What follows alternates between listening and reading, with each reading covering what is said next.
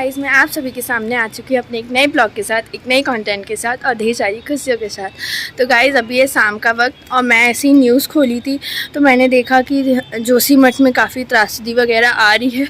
वहाँ की ज़मीन वगैरह धंसने लग चुकी है, वहाँ के खेतों में दरार आ चुके हैं और वहाँ पे लोगों को शिफ्ट किया जा रहा है जल्दी से जल्दी, क्योंकि वहाँ पे इससे पहले कि कुछ घटित घटना घट जाए, वहाँ की सरकार फटाफट से सभी लोगों को शिफ्ट कर रही है। तो आज इसी टॉपिक पे मैं बात करने आई हूँ आप सभी के सामने। जोशीमठ पहाड़ों के बीच में बसा एक छोटा सा गांव, बहुत प्यारे प्यारे लोगों के साथ बसा है वो गांव। पहाड़ी लोगों से की रौनक से बसा है वो गांव। मुझे आज भी वो दिन याद है जब मैं अपने मम्मी पापा के साथ जोशीमठ यानी कि 4 धाम की यात्रा के लिए निकली थी। ये बात है करीबन 2010 की, जब मैं अपना 10th बोर्ड क्लियर की थी।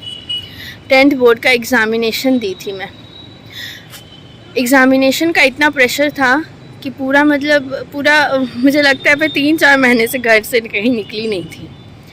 फिर पापा ने एक छोटा सा वेकेशन अरेंज किया कि कहीं घूम के आते हैं। तो इस बार पापा के मन में था कि हम हरिद्वार जाएंगे, गंगा आरती देखेंगे, गंगा दर्शन करेंगे, वो पवित्र गंगा में एक बार डुबकी लगाएंगे। तो हम निकल चुके थे अपने घर से गंगा जी का दर्शन करने के लिए हरिद्वार। हमने ट्रेन वगैरह पकड़ी, अरेंजमेंट वगैरह काफ़ी हड़बड़ी में जो समझ में आया रख लिया था। उसके बाद हम पहुँचे हरिद्वार।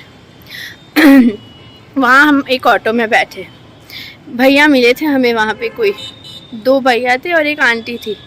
उनसे जब मिले तो हमने को लगा कि मानो कितने अच्छे लोग हैं हरिद्वार में, क्योंकि जब हम उनसे मिले तो हम तो होटल के लिए निकले थे कि हमें होटल में रुकना है।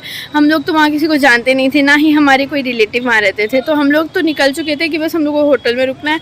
पर जब वो भैया लोग से मिले ऑटो में तो उन्होंने बताया कि उनके फैमिली मेम्बर का कोई ट्रस्ट है यहाँ पे, जहाँ पे हम लोग भी रुक सकते हैं और अभी वैकेंसी है तो रूम हमें आसानी से मिल जाएगा। तो हम वहाँ पे एक रूम वैकेंट था, हम मम्मी पापा तीनों उस रूम में रुक गए थे। वो काफ़ी सुंदर था। वो ट्रस्ट का नाम शायद नीलकंठ ट्रस्ट था, मुझे उतने अच्छे से याद तो नहीं है पर शायद यही था, नीलकंठ ट्रस्ट था उनका नाम। और वो काफ़ी सुंदर एरिया में लोकेटेड था, लाइक बहुत ग्रीनरी वगैरह लग रहा था और काफ़ी शांति था उस रोड पे, क्योंकि वो रोड शायद हरिद्वार से लेकर ऋषिकेश के बीच में पड़ता है। आपको शायद वहाँ पे मिल जाएगा वो ट्रस्ट। और वो ट्रस्ट जितना बाहर से सुंदर था, अंदर के लोग भी उतने ही अच्छे थे। वहाँ आप अपनी मर्ज़ी के हिसाब से जितना दिन चाहो उतने दिन रुक सकते हो। वहाँ ऐसा कोई नियम नहीं है कि आपको इतना डोनेशन देना पड़ेगा, इतना इच्छा अनुसार आप अपने दे सकते हो वहाँ पे डोनेशन। वो आप पे डिपेंड करता है आपको कितना देने की इच्छा है। बाकी वहाँ खाने पीने का भी अरेंजमेंट काफ़ी अच्छा था। वहाँ मैं देखी थी कि जैसे हम लोग धर्मशाला या ट्रस्ट में रुकते हैं तो एक ही चीज़ लिखा रहता है, भोजनालय कक्ष। तो उस भोजनालय कक्ष में जब मैं पहुँची तो उसके सामने एक बहुत प्यारे से शब्द लिखे हुए थे, जो थे कि खाओ मन भर, ना छोड़ो कण भर। इसका मतलब ये है कि आप मन भर के खाइए पर कण भर भी मत छोड़िए, मतलब इतना सा भी मत छोड़िए। तो वो बातें मुझे बहुत अच्छी लगी वहाँ की। और उसके बाद हम वहाँ उस दिन रेस्ट किए। अगले दिन हम निकल चुके थे गंगा दर्शन के लिए, यानी कि हर की पौड़ी की तरफ। हर की पौड़ी में बहुत अच्छे से हमने दर्शन किया। वहाँ पे आरती वगैरह हो रही थी, सुबह का टाइम था। मम्मी पापा पंडित जी लोग से पूछ रहे थे, शायद उनको कुछ पूजा वगैरह करवानी थी, मुझे उतने अच्छे से तो याद नहीं है।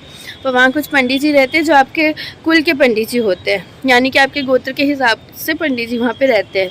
और वो पंडित जी ना आपके मतलब दादा परदादा लोग कब आए थे नहीं आए थे उन सब का वो लोग रिकॉर्ड रखते हैं। तो वहाँ पे वो आपको आसानी से मिल जाते हैं, क्योंकि वहाँ पे अगर आप किसी को भी पूछोगे ना अपना गोत्र बता के तो वो बता देते हैं कि वहाँ पे पंडित जी आपको मिल जाएंगे। तो पापा ने शायद कुछ पीतल लोग का पूजा करवाया था।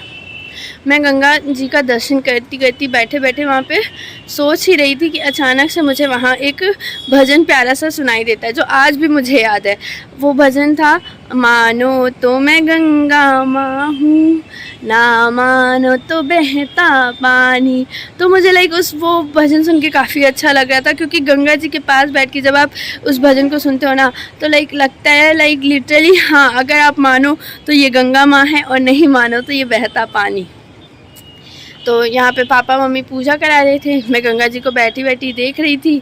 फिर थोड़ी देर बाद जब पूजा ख़त्म हुई तो पापा ने बोला चलिए अब हम लोग मनसा माता का मंदिर चलते हैं, जो कि शायद थोड़ी सी गली के अंदर घुस गई है। उतने अच्छे से तो मुझे याद नहीं है, पर हाँ शायद थोड़ी सी गली के अंदर घुस के मनसा माता का मंदिर है, जहाँ हम रॉपवे के थ्रू गए थे। क्योंकि मनसा माता का मंदिर शायद पहाड़ों में थोड़ी सी ऊंचाई पे है, तो उसके लिए आप रॉपवे का सहारा ले सकते हो। तो हम लोग रॉपवे के थ्रू गए थे, वहाँ पे भी हमारे अच्छे से दर्शन हो गए। क्योंकि 2 दिन का हमारा स्टे था हरिद्वार में। हरिद्वार में हमने 2 दिन वहाँ अच्छे से स्टे किया, वही ट्रस्ट में, और वहाँ के लोगों से मिला। वहाँ पे अलग अलग आश्रम वगैरह हम लोग घूमे, मतलब काफ़ी हम लोग वहाँ पे इंजॉय किए। और बहुत जिस भी आश्रम में हम वहाँ पे गए वहाँ बहुत पॉजिटिव वाइब्स आ रही थी, बहुत अच्छा लग रहा था। एक सुकून बोलते ना, जो सुकून वो वहाँ लग रहा था। अगर आपको ज़िंदगी में कभी भी सुकून चाहिए तो एक बार आप ज़रूर हरिद्वार और ऋषिकेश घूम के आइएगा।